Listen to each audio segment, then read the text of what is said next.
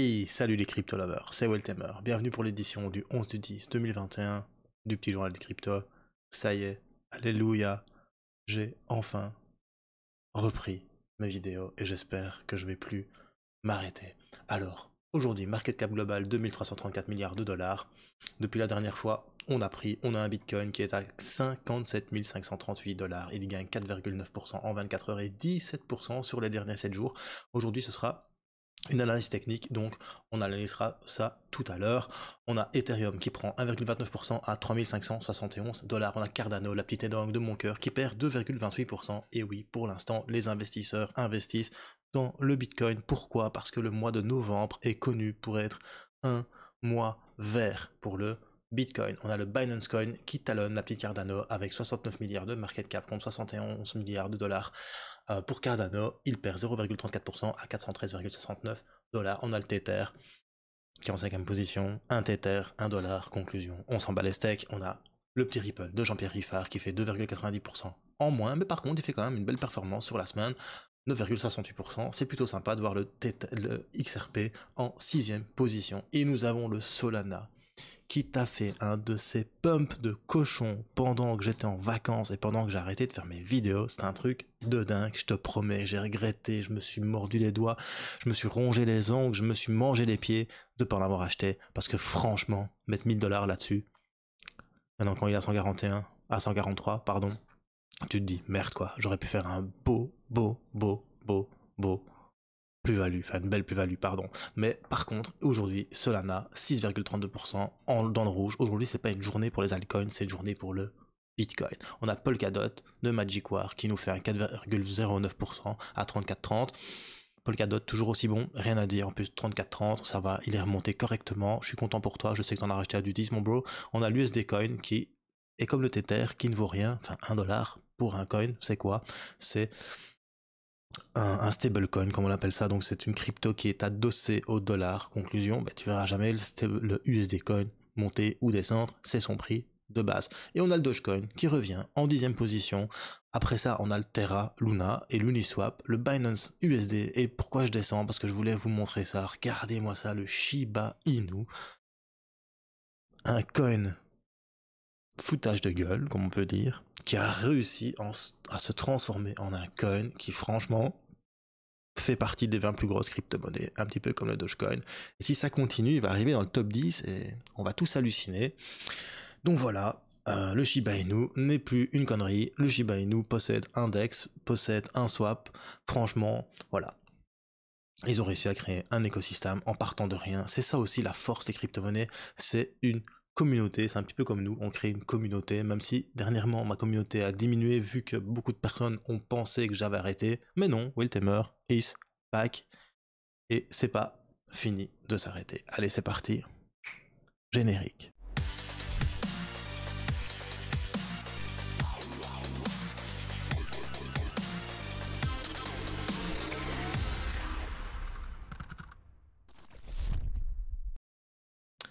Alors si t'es nouveau sur la chaîne, n'hésite pas à t'abonner et à actionner la petite cloche de notification. Merci à tous les crypto lovers qui vont me regarder, qui sont restés fidèles malgré le fait que j'ai arrêté de faire mes vidéos. Alors la première raison c'est que j'ai été en vacances et la deuxième raison c'est que j'avais plus le temps. La vie fait des fois que t'as pas le temps. Mais bon, c'est pas grave, on a travaillé quand même pour vous offrir une nouvelle expérience sur Culture Crypto. Je vais revenir à des petits fondamentaux, des petits basiques que j'avais lorsque j'ai créé ma toute première chaîne en 2016, ma première chaîne, le petit journal du crypto que j'ai perdu car YouTube m'a banni. Déjà tu peux remarquer que sur la chaîne il y a la bannière qui a changé, donc il y a une refonte visuelle qui a été faite pendant ces vacances. J'ai fait une nouvelle bannière, le logo par contre reste toujours le même, mais bon voilà. Ce qu'on a fait aussi, c'est qu'on l'a fait pour Twitter, donc n'hésitez pas à nous rejoindre sur Twitter, c'est @culturecrypto.fr, tu auras tous les liens qui se trouvent dans la description. On est bientôt 10 000 abonnés sur Twitter, sur Culture Crypto, ça fait super plaisir, et on a passé les 12 000 abonnés sur le Twitter de Weltemer, qui est bien évidemment, lui, plus spécifique pour le trading. Alors autre chose, autre nouvelle pour la chaîne est très importante, Donc ceux qui me connaissent depuis le début savent qu'en fait moi avant je faisais des lives. Donc tous les jours je faisais un petit journal du crypto en live avec mon public. Puis après avec mon nouveau travail c'était très compliqué pour pouvoir le faire. Mais je vous avoue que ça me manque très fort cette participation en live avec le public. Euh, j'ai commencé les lives en 2017 avec Manu de Langue de Geek sur le Crypto Live et alors j'ai fait aussi le grand journal du crypto. C'était le dimanche soir avec mon ami D-Batch. Eh bien, je vais vous annoncer, et bien sûr, pardon, il y avait aussi la petite Eda Wonk de mon cœur qui participait. Donc, je vais vous annoncer que le grand journal du crypto ne s'appellera peut-être plus le grand journal du crypto. Je ne sais pas encore si ça va s'appeler le grand journal du crypto, mais pour l'occasion, j'ai relancé ma chaîne Twitch. Donc je vous invite à vous abonner en masse sur ma chaîne Twitch. Vous aurez les liens bien évidemment en description. De toute façon c'est pas compliqué. Culture Crypto TV, tu t'abonnes et le dimanche à 21h, tu auras droit à un live avec D-Batch, peut-être Eda Wonk, des invités, je peux déjà te dire Monsieur TK et d'autres personnalités de la crypto-monnaie. Voilà, ça c'est vraiment important pour moi parce que c'est vraiment quelque chose qui me plaisait énormément de faire mes lives, d'interagir avec vous. D'ailleurs, tous les anciens pouvaient le mettre en commentaire. Voilà, les lives c'était vraiment top. On a vécu des choses complètement hallucinantes en live. J'ai même montré mon cul une fois en live parce que j'ai eu un mec qui m'a mis plus de 150 balles en donation, c'était un truc de dingue. Enfin, on a vraiment vécu des bons moments et on a envie de retrouver ça avec ma petite femme, ma petite Eda Wonk de mon cœur. Et j'avais aussi vraiment envie de recommencer avec D-Batch et agrémenter ça avec Monsieur TK. Donc voilà, rendez-vous le dimanche à 21h en live sur la chaîne Twitch. Bien évidemment, pour les personnes qui ne possèdent pas la chaîne Twitch, eh bien, la rediffusion sera disponible sur la chaîne YouTube, si bien évidemment elle existera encore. Pourquoi? Parce qu'après, je vais vous parler d'une news qui pue du cul encore une fois. N'oubliez pas que je me suis déjà fait ban de ma chaîne et que j'ai pas envie de m'en faire ban une deuxième fois, mais quand je vois ce qui se passe là encore, va savoir ce qui peut arriver. Donc, je pense que faire une chaîne Twitch, c'est quand même très important. Donc, je vous attends vraiment tous en live pour qu'on puisse discuter crypto-monnaie. On va essayer de recevoir des projets crypto, je vais essayer de recevoir des personnalités crypto et je pense pas qu'on va parler de news, je pense qu'on va plus parler de tout l'univers crypto, blockchain en général. Ce sera plus un talk show qu'autre chose. Voilà. Et ce sera surtout de l'interaction avec la communauté et c'est ce que je préfère, c'est faire de l'interaction et avoir de l'interaction avec vous, toi, derrière ton écran, en direct, discuter, répondre à vos questions. Et ça me manque vraiment, donc je suis vraiment très content d'avoir réussi à retrouver un moment pour pouvoir faire ça avec vous. Allez, et pour terminer, les petites news sur la chaîne, eh bien, il y a 4 ans, j'avais lancé l'Instagram, Culture Crypto. Eh bien, je vais le relancer. Donc, pour vraiment être complet, Twitch, Instagram, Facebook, Twitter, eh bien, je relance l'Instagram Culture Crypto, tu auras aussi le lien en description, et là-dessus je mettrai des petites photos, en tout cas par exemple quand on est parti à la Paris Blockchain Summit avec Eda, eh bien voilà, on avait mis des petites photos, Go Paris Blockchain Summit, voilà, on avait vraiment fait des petites choses. Quand on a fait un meet-up à Liège, ben, on avait mis aussi des photos que j'ai enlevées, mais bon voilà, cet Instagram maintenant ça va être aussi un moyen de communication que je vais utiliser pour vous montrer un petit peu les coulisses et vous donner aussi un petit peu des petits arrières du décor et aussi des petites news en avant sur la chaîne bien évidemment par là. Voilà, c'est tout maintenant pour les nouveautés de la chaîne. Désolé d'avoir pris autant de temps pour vous expliquer tout ça, mais c'était vraiment pour moi une chose très importante. J'espère que les lives ça va vous intéresser, j'espère que le retour d'Instagram et alors surtout le retour du petit journal du crypto chaque jour sur la chaîne YouTube, ben vous êtes content parce que moi vous m'avez manqué et ça franchement y a rien à dire. Je pense pas que maintenant je vais m'arrêter. Allez, on va commencer par les petites news, il y en a juste 2. La toute première news, je vous disais ban de YouTube. Et bien quand je vois qu'aujourd'hui monsieur Anthony Pompliano a été banni de YouTube. Alors Anthony Pompliano c'est un influenceur Bitcoin qui est ultra connu, c'est Pomp. Si tu ne le suis pas sur Twitter, Je sais pas ce que tu fais dans les crypto-monnaies, je déconne, c'est clair que c'est un anglophone, mais je vous conseille grandement de suivre Monsieur Pompliano.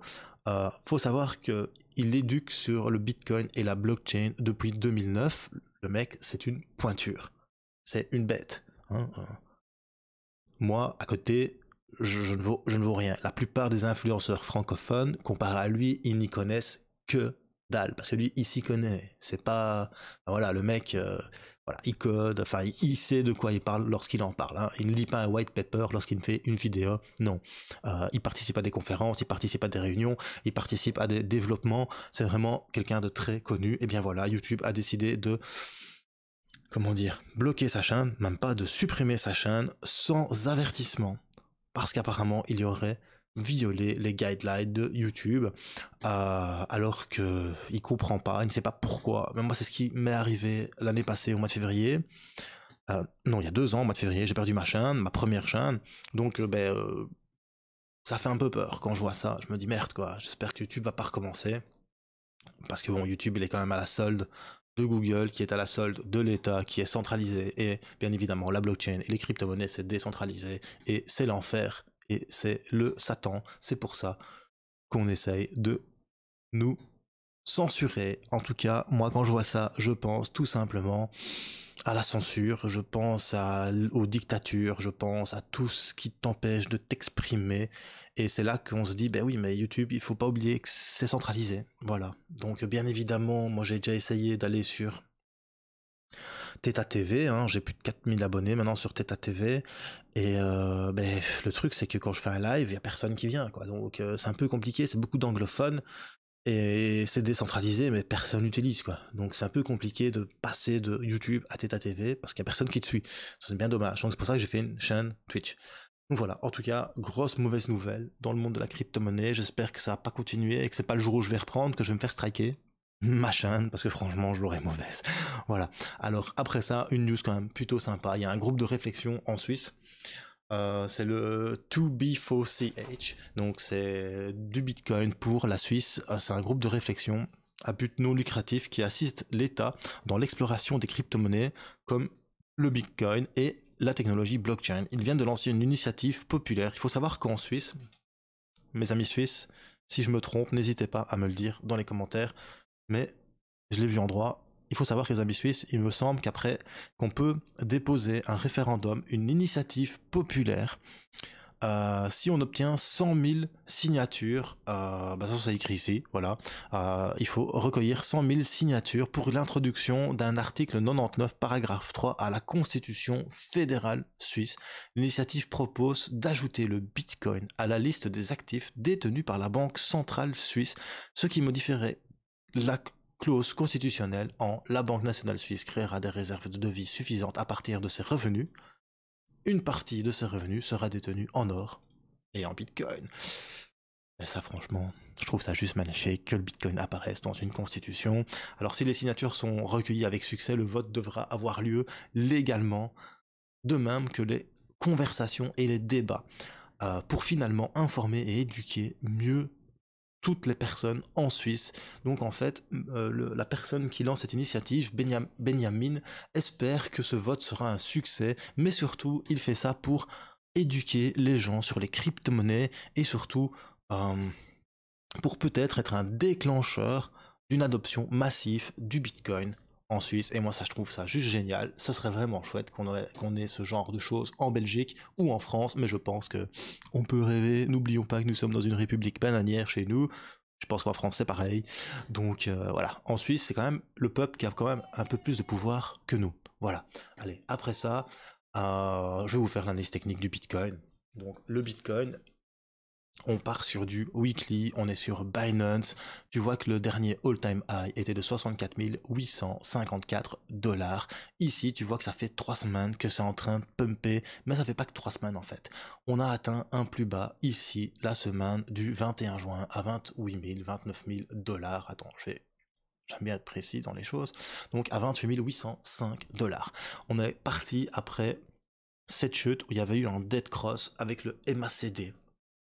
sur le Bitcoin, on est parti et la moyenne mobile 50 périodes que tu vois ici en rouge, tu vois donc ici tu as la 50, la 100, la 200, donc 50, 100, 200, donc la plus courte, la moyenne mobile 50 périodes, a joué son rôle en weekly de support. Donc tu vois vraiment que le cours est venu dessus, a rebondi, a reparti, il a rebondi une deuxième fois, il est reparti à la hausse et il a rebondi une troisième fois dessus et il repart à nouveau à la hausse.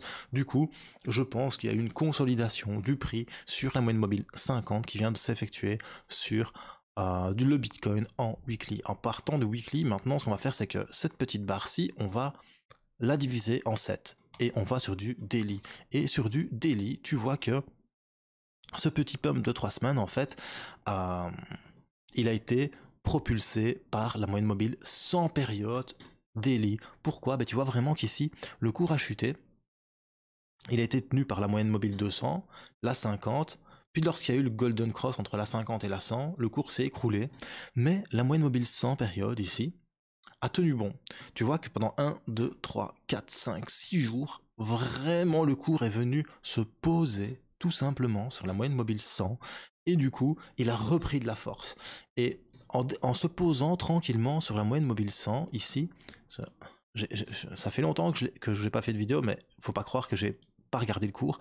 En se posant ici sur la moyenne mobile 100, on voit vraiment que le RSI tranquillement a descendu et s'est rechargé ici.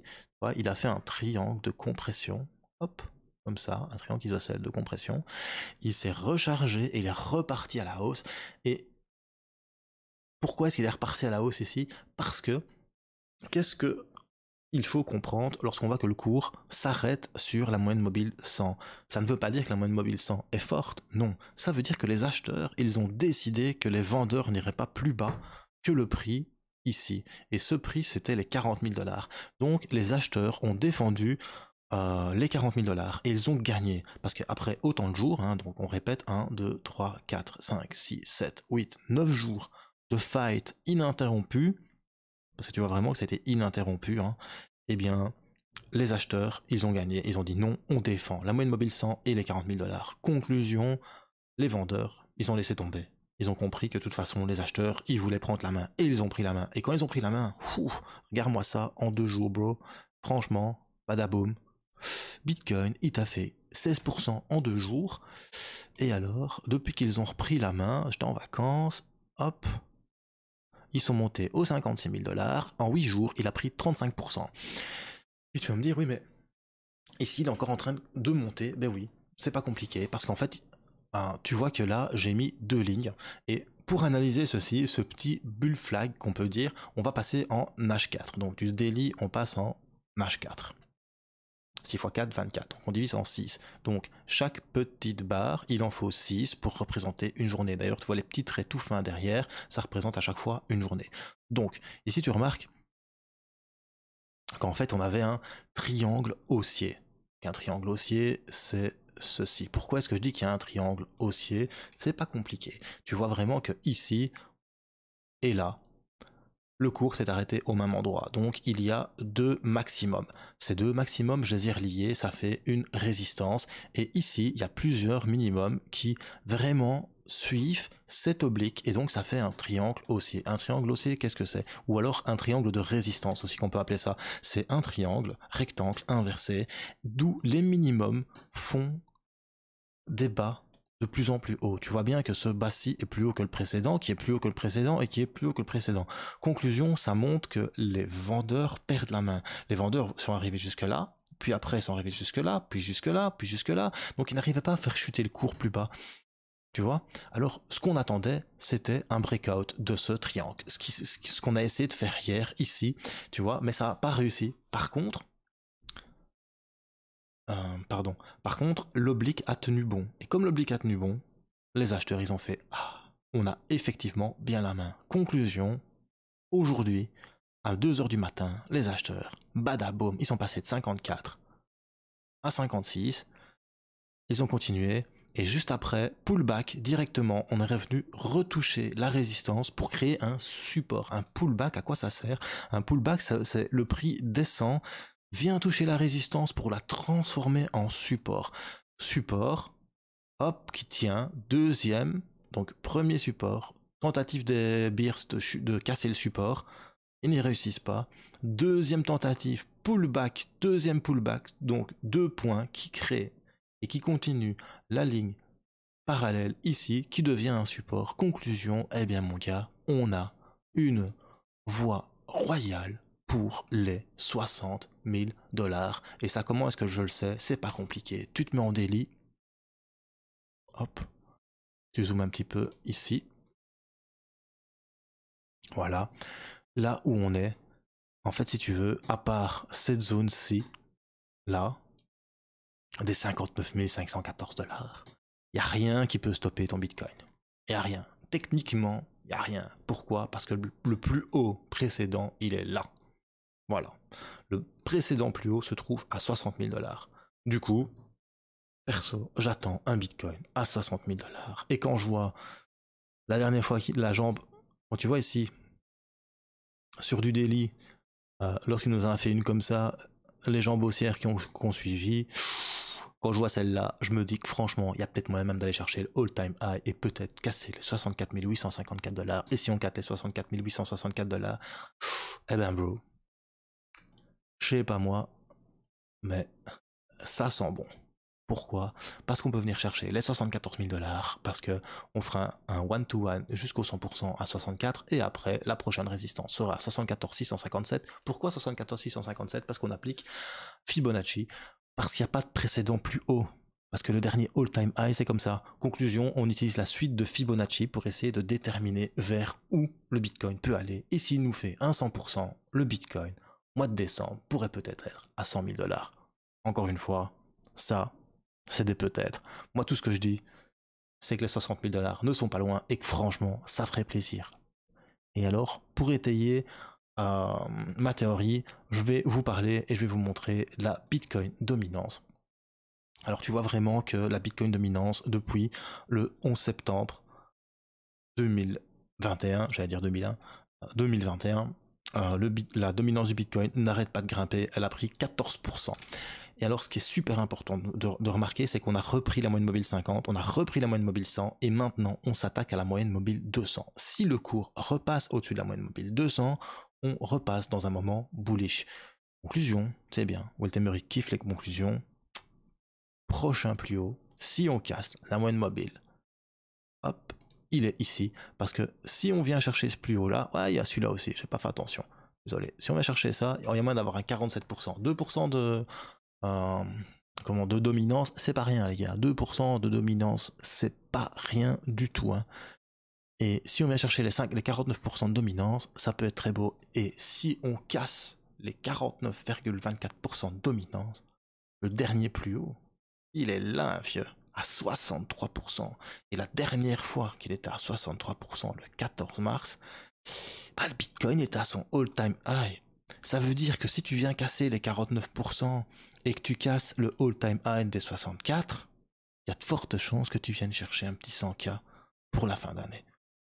Ça, c'est juste une supposition. On verra bien dans les semaines à venir ce qui va se passer. Voilà, c'était Weltemer pour le petit journal du crypto, un petit peu plus long que d'habitude. Désolé. Si t'as bien aimé, n'hésite pas à mettre un petit pouce bleu. Si t'as pas aimé, n'insiste pas, mets-le quand même. Mets-moi ton petit pouce rouge. N'hésitez pas à mettre des commentaires. Dites-moi un peu ce que vous pensez des lives le dimanche, de l'Instagram et de toutes les nouveautés qui vont arriver. Parce que, oui, j'ai oublié de vous le dire, et je vous en reparlerai demain. Grâce à vous, ben, j'ai enfin mon appareil photo numérique avec un beau zoom, avec tout ce qu'il faut. Et je vais pouvoir vous refaire des vidéos qualitatif, d'analyse fondamentale. Conclusion, je vais retourner la vidéo sur Cardano parce qu'elle me plaisait pas, hein, comme je l'avais filmé. Et là, je vais vous faire du lourd parce que franchement, j'ai enfin du bon matos. Conclusion, culture crypto, to the moon, bro. J'espère qu'on va réussir à faire monter la chaîne et à faire une belle petite communauté pour peut-être pouvoir un peu, un jour, peut-être en vivre et participer avec vous à cette grande aventure que sont les crypto-monnaies. Allez, surtout n'oublie pas, bro. Choose life, choose freedom. Et choose Bitcoin. Peace.